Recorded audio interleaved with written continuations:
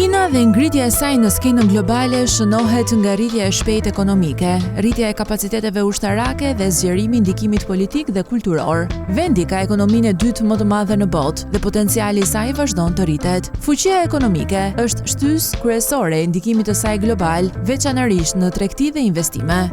Iniciativa e konceptuar në vitin 2013 e quajtur Belt and Road është një shembull kryesor i ndikimit ekonomik të Kinës dhe që synon të ndërtojë infrastrukturë dhe rrjete tregtare në 150 shtete, duke përfshirë të gjithë Azinë, Afrikën dhe Europën.